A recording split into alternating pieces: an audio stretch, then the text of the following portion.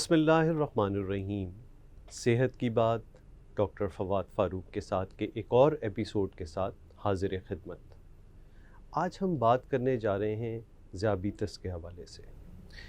ज़ियाबितस दुनिया भर में बहुत तेज़ी से फैलती जा रही है और ज़ियाबितस का बढ़ना मतलब इससे रिलेटेड तमाम अमराज में इजाफ़ा, जिसमें दिल, गुर्दे, आँखें, नालियाँ, यानी जहाँ जहाँ जिस्म में खून की नालियाँ मौजूद हैं उनके अमराज शुगर से रिलेटेड हैं और स्पेशली अगर ये प्रॉपर कंट्रोल न की जाए। इसीलिए आज यहाँ स्टूडियो में हमने प्रोफेसर M.A. इब्राहीम को दावत दी है, जो माहिर डायबिटोलॉजिस्ट हैं और एक अपनी प्राइवेट क्लिनिक उसके साथ साथ करते हैं। अस्सलाम वालेकुम सर। अस्सलाम वालेकुम doctor Fawad, nice to see you again. शुक्रिया सर। सर, दुनिया भर की तो हमने बात की, पाकिस्तान के हवाले से अगर हम बात करें तो एट प्रेजेंट हमारा स्टेटस शुगर के हवाले से क्या है? फवाद, आपने बिल्कुल सही कहा कि पूरी दुनिया में डायबिटीज़ बड़ी तेज़ी से फैल रहा है। सही। और अगर लेटेस्ट फिगर आज हम देखें पाकिस्तान के, जो पिछले साल तक के रिलीज़ हुए हैं, पाकिस्तान इस वक्त दुनिया में तीसरे नंबर पे है और उस हिसाब से इस वक्त पाकिस्तान में 33 मिलियन लोगों को डायबिटीज़ 33 मिलियन, 3 करोड़ से ज़्यादा लोग शुगर के मरीज़, और ये बड़ी तेज़ी से पाकिस्तान में फैल रहा है। और हम एक्सपेक्ट करते हैं कि अगले 20 साल के अंदर में ये 6.5 करोड़ तक लोगों को अफेक्ट करेगी। जो इससे भी बड़ा मसला ये है कि अगर आप इस रीजन में भी देखें तो सबसे ज़्यादा पॉपुलेशन के लिहाज से जो हम कहते हैं प्रिविलेंस, वो पाकिस्तान में सबसे ज़्यादा है दुनिया में, विच इज़ अराउंड 30%। यानी 100 में से 30 लोग हमारे यहाँ शुगर के मरीज़ हैं। और जब हम बात करते हैं कि ये 20 साल से 80 साल की उम्र तक के लोगों में, तो एक तरह से हम देखें तो पाकिस्तान के हर घर में जहाँ 4 फ़र्द है, वहाँ एक फ़र्द को डायबिटीज़ की बीमारी है। इससे भी जो फिगर ख़राब हैं वो ये हैं कि कम से कम इसी तरह के नंबर 3-3.5 करोड़ लोग इस मुल्क में जो भी घूम रहे हैं, जिनको पता ही नहीं है कि इनको डायबिटीज़ है। यानी एक बहुत बड़ी तादाद ऐसी है जिनको अभी डॉक्यूमेंट ही नहीं हुई है, पता ही नहीं है, या इनको प्री डायबिटीज़ तो डेफिनेटली है। सही। और एक आज के हिसाब से अगर रिसर्च से देखें तो उसमें ये हो रहा है कि अगर प्री डायबिटीज़ है या जिनको शुगर की टेंडेंसी है, सही, वो अगले 10 साल में 70% से ज़्यादा वो लोग डायबिटीज़ के मरीज़ हो जाएंगे। प्री डायबिटिक्स जो हैं उसमें से 70% लोग शुगर के मरीज 10 साल के अंदर। ये अच्छी एक बात निकली। ये प्री डायबिटीज़ क्या चीज़ है, इस पर थोड़ा सा बता। अब प्री डायबिटीज़ ही एक्चुअली सबसे बड़ा इस वक्त मसला है और हमारा फोकस और सारी डायबिटीज़ ऑर्गेनाइजेशन का अब फोकस इज़ प्री डायबिटीज़। सही। प्री डायबिटीज़ ये है कि वो स्टेज है जहाँ पे डायबिटीज़ की कहानी शुरू हो चुकी है, प्रोसेस शुरू हो चुका है, जिसमें आपकी शुगर नॉर्मल से ज़्यादा है। सही।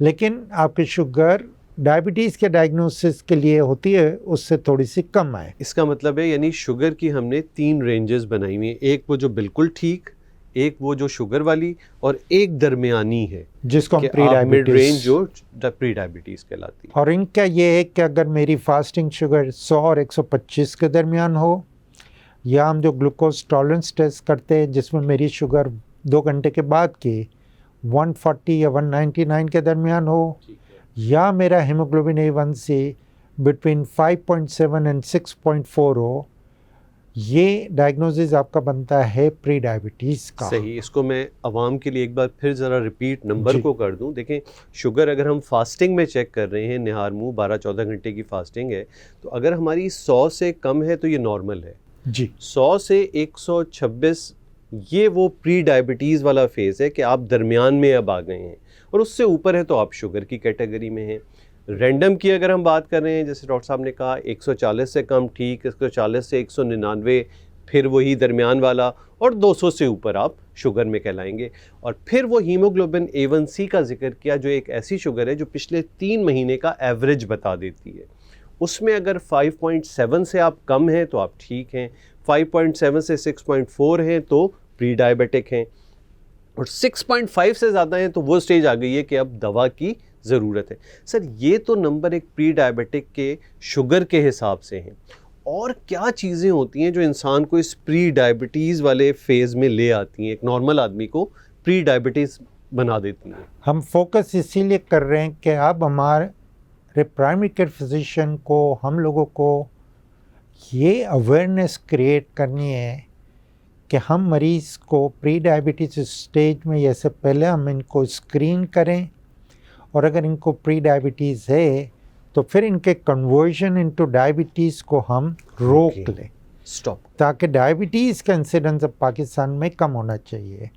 और ये मैं इसलिए कह रहा हूँ कि आज भी इवन दुनिया के वेल ऑफ कंट्रीज़ हैं, डेवलप कंट्रीज़ हैं, वो डायबिटीज़ का इलाज और ख़ासकर डायबिटीज़ का कॉम्प्लिकेशन के इलाज का खर्चा बर्दाश्त नहीं कर सकते। बहुत अहम बात अभी प्रोफेसर इब्राहिम ने की कि अब कोशिश ये होनी चाहिए कि हम अपने ज़्यादा से ज़्यादा लोगों को शुगर के हवाले से स्क्रीन करके ये देखें। आम आदमी, ज़रूरी नहीं कि उसको कोई अलामतें हो रही हों तो शुगर के टेस्ट किए जाएं मुतवातिर हर इंसान में, और ये देखा जाए कि उसका स्टेज कहाँ है। अगर वो प्री डायबिटिक में है तो ऐसी फिर स्ट्रेटजीज़ अपनाई जाएं कि वो प्री डायबिटीज़ से, जैसे अभी डॉक्टर साहब ने जिक्र किया, 70% लोग शुगर के मरीज़ बन जाएंगे।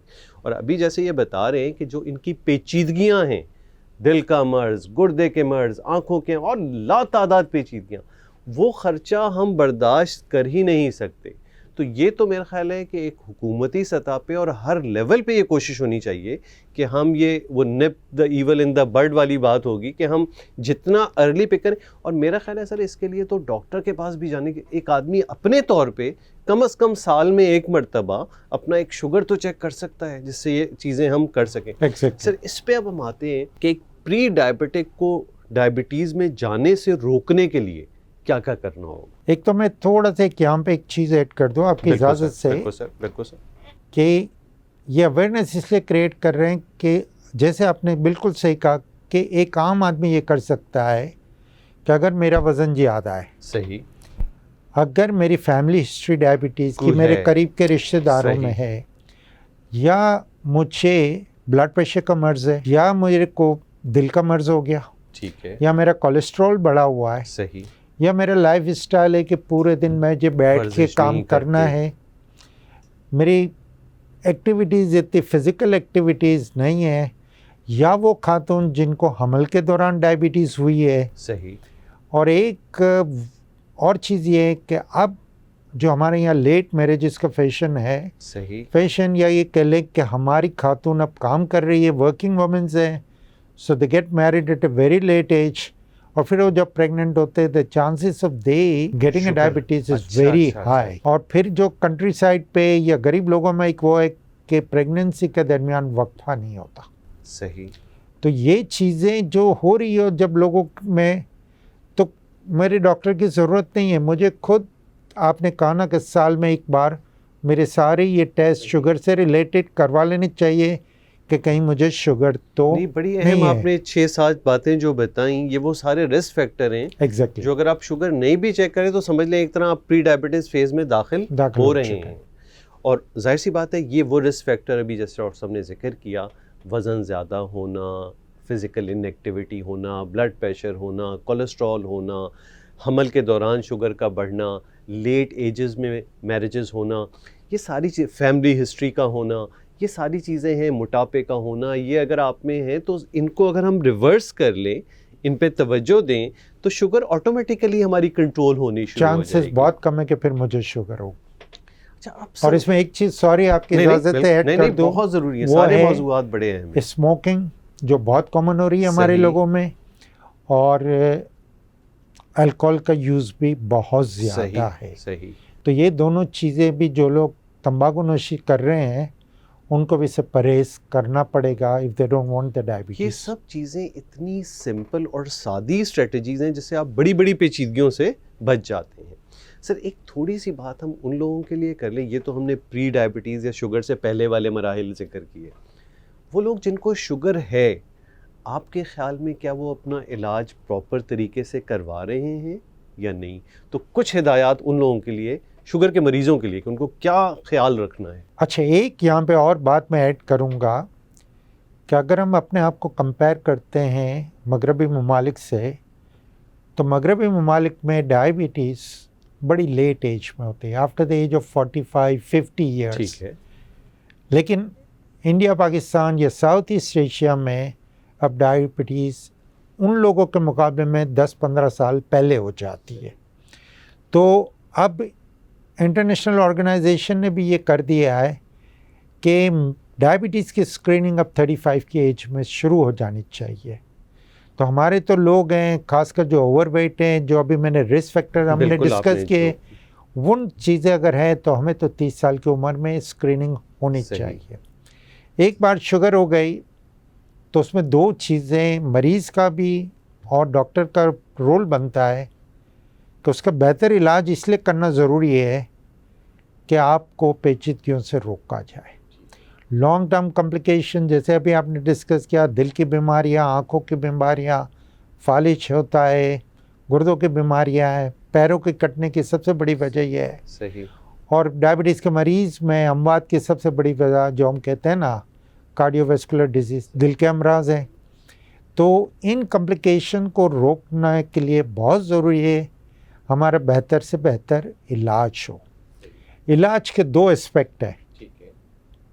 नंबर 1, जो जिसमें हम डॉक्टर ने मरीज़ को हेल्प तो करनी है, लेकिन मरीज़ और उनकी फैमिली ने करना है, और वो है मेरा लाइफ स्टाइल।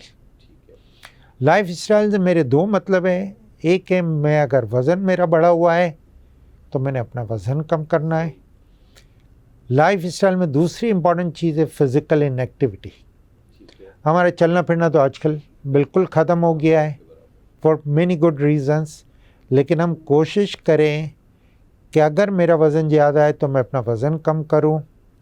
डाइटिशियन से मशवरा करें, बहुत सारे तरीके हैं वज़न कम करने के, और डायबिटीज़ मरीज़ों के लिए भी एक हेल्दी डाइट, बहुत चीज़ें हैं अब हम खा सकते हैं, बना सकते हैं डिफरेंट तरीके से। बस इतदाल एक होना चाहिए कि इंसान ख्याल रखे कि डाइट एक ये सारी मुरगन गज़ा है जो चिकनाहट वाली चीज़ें है, और वो मैं हमेशा कहता हूँ कि जो आपका मेरा वेस्टर्नाइज लाइफ स्टाइल है, सही, उसको हमें कम करना है। ये प्रोसेस फूड, ये जूसेस, ये कोल्ड ड्रिंक्स, सही।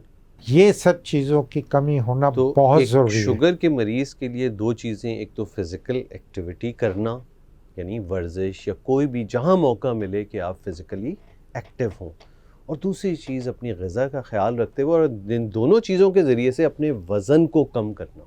ये एक तो बहुत अहम बात अभी मेरी गुफ्तगू से निकली। सर और बातें शुरू। और इसमें ये एक चीज़ कि हमारे सारे मरीज़ का एक यही कॉन्सेप्ट है कि मैं दवाई लेना शुरू कर दूंगा तो फिर परहेज़ की कोई ज़रूरत नहीं है। ये तो सर अभी मैं एक छोटा सा लतीफ़ा सुनाता हूँ। एक जगह मैं गया था, तो वो गुजरांवाला बड़ा मशहूर है खाने पीने में, तो वहाँ पे लोग यही कहते हैं कि डॉक्टर हमें खाने से मना नहीं करना, बेशक एक की जगह दो दवाई दे दो। तो ये बड़ा कॉमन हमारे यहाँ कॉन्सेप्ट है। तो ये चीज़ नहीं होनी चाहिए। आप जो भी दवाई ले रहे हैं, doesn't matter, life style change आपका होना चाहिए। रोज़ आपको कम से कम 20 से 30 मिनट भूखे पेट वॉक करना ज़रूरी है। सही। किसी भी तरह फिज़िकल एक्टिविटीज़। और जब हम प्री डायबिटीज़ की बात कर रहे थे तो एक और चीज़ बता दूँ, मैं शुगर के मरीज़ एक एज फैक्टर के बाद तो हम कहते हैं 20 और 30 मिनट। अब न्यू रिकमेंडेशन इज़ यंग लोगों में अगर डायबिटीज़ हमें रोकनी है तो उनको डेली 60 मिनट्स की वॉक करना है। सो इट्स नॉट 20-30 मिनट्स और 150 मिनट्स, एक आपको 60 मिनट्स की वॉक। इसकी अहमियत उसी तरह है जैसे एक दवा है, बल्कि मेरे ख्याल है दवा से भी ज़्यादा ये अहम होगा कि आप ये 50-60 मिनट की फ़िज़िकल एक्टिविटी, अगर आप जवान हैं, अगर थोड़ा मिडिल या ओल्ड एज हैं, तो कम से कम 30 मिनट की फ़िज़िकल एक्टिविटी आपको करनी है। सर शुगर के हवाले से एक शुगर के मरीज़ को कितना फ्रीक्वेंट अपने डॉक्टर के पास जाना चाहिए? हमारे यहाँ मैं अक्सर शुगर के मरीज़ देखता हूँ, एक गोली उनको कोई लिख दी गई है, बस वो साल से चल रही है, उसमें भी वो कभी ज़्यादा मीठा खा लेते हैं तो गोली ज़्यादा खा ली, डॉक्टर को ना दिखाना, ना कोई टेस्ट करना, कोई अंदाजे करना, बस वो चला जा रहा है ये सिलसिला। तो ये एक क्या फॉलोअप होना चाहिए डॉक्टर के पास आप? इससे पहले आपकी इजाज़त से एक और बात मैं कहूँगा, वेट रिडक्शन की हमने बात की। सही। ये बड़ी इंटरेस्टिंग अब स्टडीज़ आई हैं। हम पहले तो कहते थे कि डायबिटीज़ लाइलाज, सही। अब वो बात नहीं रही। अच्छा। अगर आप डायबिटीज़ के कॉम्प्लिकेशंस और वो जो हमने पहले डिस्कस किया प्री डायबिटीज़ को सही। प्रिवेंट करना है to convert it into diabetes, आप आपका 7 से 10% बॉडी वेट कम करें। अच्छा, माशा। उससे आपके सारे मेटाबॉलिक पैरामीटर्स बेहतर हो जाएंगे और आप डायबिटीज़ होने को 10-15 साल डिले कर सकते हैं। इससे भी ज़्यादा जो मैंने अभी कहा कि लाइलाज नहीं है, किसी भी तरीके से अगर आप आपका बॉडी वेट 15% कम कर देते हैं, सही, तो ये डायबिटीज़ ख़त्म हो सकती है आपको। यानी इतनी अहमियत है इस लाइफस्टाइल की, वज़न की कमी की, कि शुगर या तो ना आए, बहुत देर से आए, या बिल्कुल ही रिवर्स हो जाए। और अभी जो आपने कहा ना कि लाइफस्टाइल और दवाइयों का, तो इस वक्त दुनिया में अब हम कहते हैं कि बेस्ट इलाज डायबिटीज़ के लिए इज़ माई लाइफस्टाइल मॉडिफिकेशन। ज़बरदस्त। सारी दवाइयों से, सारी जो स्टडीज़ हुई हैं, इन्होंने सब ने दवाइयों से कंपेयर किया, इन्होंने बताया 50% plus better result with lifestyle उन दवाइयों के मुकाबले में। बिल्कुल। और ये लाइफस्टाइल ऑटोमेटिकली ही आपको और भी बहुत सारी चीज़ों से फिजिकली हेल्दी आप हो जाएंगे कि वो हो जाता है। अच्छा, आपने सवाल किया डॉक्टर के पास कब जाना चाहिए। हम हमेशा कहते हैं इसके 2 तरीके हैं। हम खुद शुरू में मरीजों को 1-1 महीने पे भी बुलाते हैं, सही, इनिशियल स्टेज में, क्योंकि हमें इनका शुगर मॉनिटर कंट्रोल करना है। अगर आपका शुगर का कंट्रोल बेहतर है, A1C जो हम मॉनिटर करते हैं वो <7 है, ठीक है, sugar different time of the day control में है, वज़न आपका बेहतर मेंटेन हो रहा है, ब्लड प्रेशर बेहतर कंट्रोल है, कोलेस्ट्रॉल, ये सारी चीज़ें कंट्रोल में है, गुर्दों का फंक्शन, तो हम चाहते हैं कम से कम आप साल में 2 बार अपने डॉक्टर को ज़रूर दिखाएं। और ये जो सारे टेस्ट हैं ना, जिसको हम कहते हैं स्क्रीनिंग हो, उसमें मेरी आँखों का मुआयना, सही, मेरे कोलेस्ट्रॉल का टेस्ट, मेरी दिल की पट्टी, मेरे गुर्दों के टेस्ट, मेरे दांतों का मुआयना, क्योंकि आजकल हम पान का इस्तेमाल बहुत कर रहे हैं, सही, और एक जो चीज़ होती है पैरों का मुआयना, तो आपका डॉक्टर करेगा जब भी, हर विज़िट पे। बट हैविंग सेड दैट, आप रोज़ अपने तौर पे भी पैर रोज़ाना अपने मुआयना करें, क्योंकि जब आपको नसों की बीमारी हो गई, आपके पैर सुन्न हो गए, आपके पैर में खुदा ना करे ज़ख्म हो गया, आपको तो पता नहीं चलेगा। घर वाले या आप रोज़ाना इसका मुआयना करते हैं, रात को कोई ज़ख्म है तो उसको वक्त से पहले उसका इलाज करें, ताकि पैर कटवाने की जो सबसे बड़ी वजह आजकल है इस दुनिया में, डायबिटीज़ के ज़ख्म, उसको हम रोक सकें। So twice a year with an screening, ताकि आपको कोई पेचीदगियाँ वक्त से पहले आपका डॉक्टर पिक कर ले। ये बड़ी अहम बात है कि इब्तदाई दौर में या आपकी शुगर अनकंट्रोल्ड है। हमारे यहाँ लोग क्या करते हैं कि एक डॉक्टर को दिखाया, कंट्रोल नहीं हुई, दूसरे डॉक्टर, भाई डॉक्टर के पास भी कोई गैब का इल्म तो नहीं है कि आपकी शुगर के लिहाज से आपकी दवाइयों की मिकदार कितनी होगी। इसका अंदाज़ा वो कम से कम 2-3 विज़िट के बाद कर सकेगा, क्योंकि उसको आपको हाइपो यानी शुगर के कम होने से भी बचाना है, शुगर कंट्रोल भी करनी है। हाँ, एक बार आपकी वो ड्रग्स अचीव हो गई, दवाइयाँ ऐसी हो गई कि अब आपकी शुगर कंट्रोल रह रही है, जैसे प्रोफेसर एम इब्राहिम ने बताया, आप में कोई और पेचीदगियाँ नहीं है, तो कम अज़ कम सिर्फ इस शुगर के मर्ज़ के लिए आपको साल में 2 मरतबा अपने डॉक्टर को दिखाना है, और उस चेकअप में आपकी मुख्तलिफ़ चीज़ें चेक होंगी, ताकि ये अंदाज़ा रहे कि शुगर ने कोई पेचीदगियाँ अभी तक आपके अंदर लाई हैं या नहीं लाई हैं।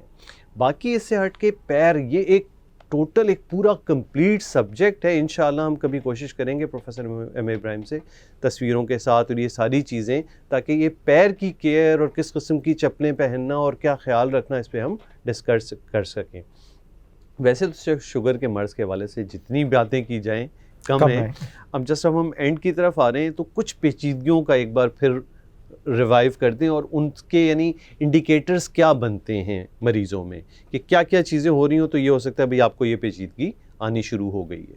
पेचीदगियों का मैं ये, जैसे आपने पहले शुरू में ही कहा कि हर जिस्म के हर हिस्से को जहाँ पर खून की नाली है, मैं हमेशा कहता हूँ बाल से लेके पैर के नाखून हर जगह मुतासिर करेगी अगर आपने इसको कंट्रोल नहीं किया। और इसीलिए हम कहते हैं कि पूरी दुनिया में ये जो मेथड है एनुअल स्क्रीनिंग का, सही, कि मेरी आंखें चेक हो, और आंखें आई स्पेशलिस्ट ने हर साल चेक करनी है। सही।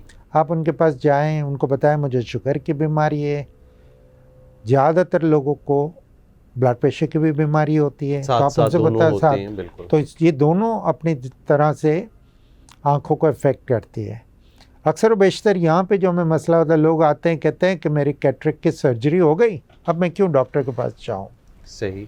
तो मैं हमेशा कहता हूँ कि और 10 तरह से आँखों में यानी सिर्फ इफेक्ट मोतियां नहीं मोतियां करती नहीं है, है। इससे हट के भी बहुत से बहुत मसाइल सारी अंदर लाइक पर्दे में। ग्लूकोमा है, बिल्कुल पर्दे आपके फट गए, वहाँ पे अंदर में बिल्कुल। ब्लीडिंग हो गई, आपको ब्लाइंडनेस हो जाती है, तो आपके डॉक्टर ने, आई स्पेशलिस्ट ने आपका सही तरीके से आंखों का मुआयना करना है। सही सही। एक चीज़ तो ये जो होगी, दूसरी चीज़ वो यही है, कुछ लोग हमारे पास आते हैं सिर्फ कोलेस्ट्रॉल चेक करा के आते, नहीं, लिपिड प्रोफाइल प्रॉपर। और वो जो हम बुरा कोलेस्ट्रॉल कहते हैं सही। LDL और अच्छा कोलेस्ट्रॉल HDL का मुआयना होना चाहिए। सही अगर वो बढ़ा हुआ है तो इसका इलाज।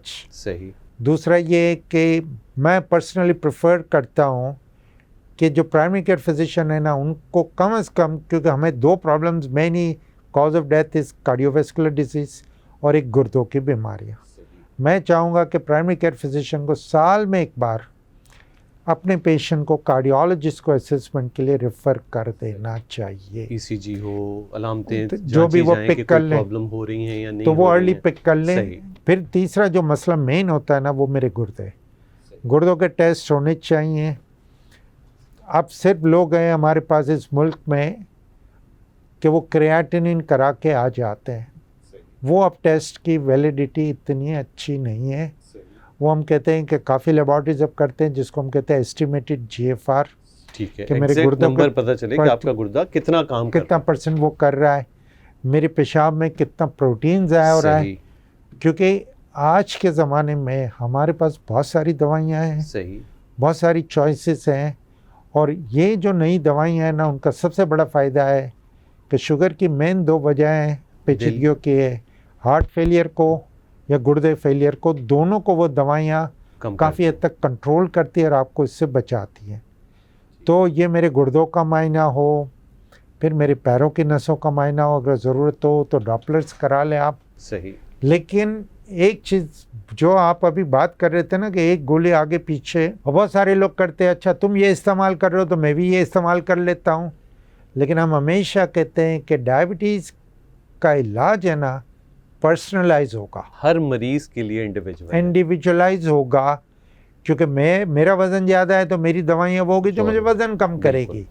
किसी का वज़न बिल्कुल मेंटेन है, या उनको ब्लड प्रेशर है, या इनको गुर्दों की बीमारियाँ हैं, और अगर कंट्रोल नहीं हो रही है उसके लिए भी दवाइयाँ, इंसुलिन का इस्तेमाल है, और नए इंजेक्शन जिसको हम GLP-1 कहते हैं। सही। हार्ट फेलियर है उसकी दवाइयाँ और है। तो लेट योर आपका मालिज डिसाइड करे कि what is the best treatment. ये नहीं होगा कि मेरा पड़ोसी ये दवा इस्तेमाल करता है तो मैं भी ये करूँ। So it has to be according to an individual कि मुझे क्या है और मेरी बीमारी क्या है। बहुत शुक्रिया सर। वैसे तो शुगर के हवाले से हम जितनी बातें करने कम हैं, और ये बातें सिर्फ हम तक ना रहें, हम इनको आगे फैलाएं, इन पे अमल करें। और जैसा कि मैं कंक्लूड करूं आज के प्रोग्राम के हवाले से, तो हम प्री डायबिटीज़ से शुरू हुए, यानी स्क्रीनिंग। हर इंसान को अपनी शुगर 6 महीने साल में ज़रूर चेक कर लेनी चाहिए। आफ्टर 30 इयर्स हम अपना ले लें। उससे हट के कि अगर रिस्क फैक्टर्स हैं फिर तो बहुत ख्याल करें कि हम उन रिस्क फैक्टर्स को काबू करें। शुगर हो जाए तो इलाज एक प्रॉपर तरीके से होगा, इस बुनियाद पे कि आपके अंदर बाकी आपकी खुसूसियात क्या हैं, आपका वज़न कैसा है, आपको और अमराज हैं या नहीं है, और उसके हिसाब से आपकी दवाइयाँ आपका मौलिज तजवीज़ करेगा। आखिरी बात पेचीदगियाँ हैं, और पेचीदगियों से बचने का वाहिद हल शुगर का प्रॉपर कंट्रोल और लाइफस्टाइल के चेंजेस हैं। तो उम्मीद है हम कोशिश करेंगे कि इन तमाम हिदायत पर भरपूर तरीके से अमल करें। आखिर में मैं शुक्रिया अदा करूँगा प्रोफेसर अहमद इब्राहिम का, जो हमेशा हमारी दावत पे यहाँ आते हैं और बड़ी ही शानदार बातें जो आवाम के लिए बहुत मुफीद होते हैं वो करते हैं। शुक्रिया बहुत बहुत सुनने का।